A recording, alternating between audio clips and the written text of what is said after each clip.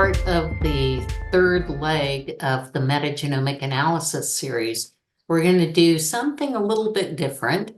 We're going to map the reads to different databases for antimicrobial resistance and for virulence factors to see if there are any genes in there that we might need to be concerned about. Let's go into Tools and Services, and under Metagenomics, the one we haven't done yet, which is Metagenomic Read Mapping. So let's click on that. And this works as it says, it's a read mapping. It's not assembled contigs. You've got to load the reads. And so let's grab those reads. I don't think we've done this yet. So I can start typing unknown underscore 1 shows me this one.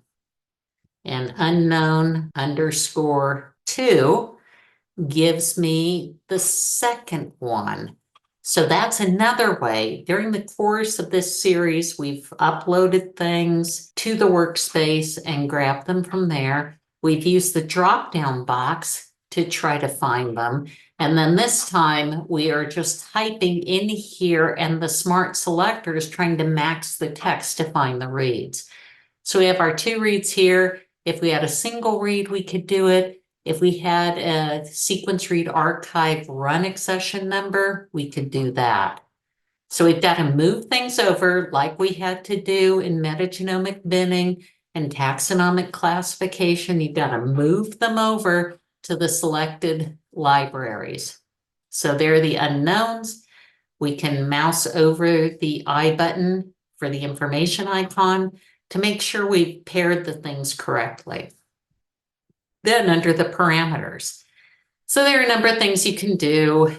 You can have different gene sets, but I'm going to go with the predefined list, which is CARD, which is the Comprehensive Antibiotic Resistance Database, to look for AMR genes, or you could choose VFDB, which is the Virulence Factor Database, but I just want CARD.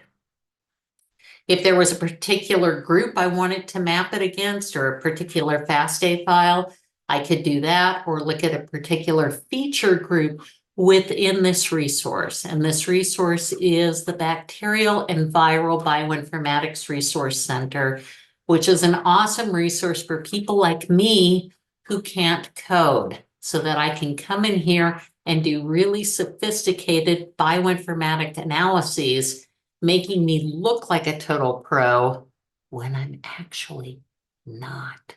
Okay, first we're going to look at antimicrobial resistance. I'm going to have to create a new folder here because I haven't run one of these yet with this particular sample. So I'm going to click on the folder icon, and if you've watched the other videos, you know what I'm going to do now. This opens a dialog box with the workspace in BVBRC. I have to look for the particular folder I want to put this in. So I'm going to click on created, that will sort to the earliest folders I ever created. And again, for the most recent ones, and I want this metagenomic analysis unknown. So I click on that, and then I want to create a new folder in here. And I'm going to call it Metagenomic Read Mapping Unknown.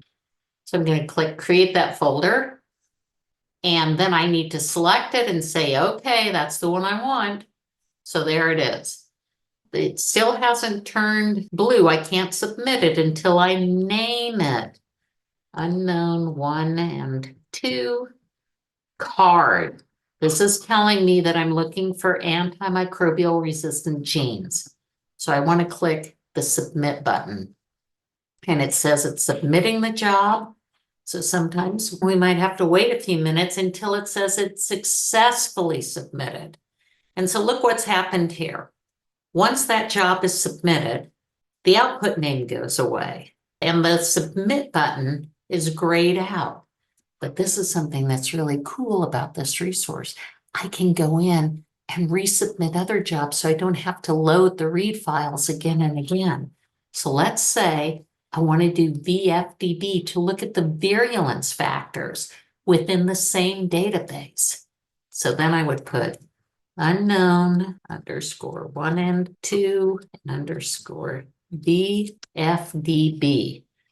Look, it's blue now, and I can submit that one too. 2 jobs. You only have to load the read files once. I love this resource.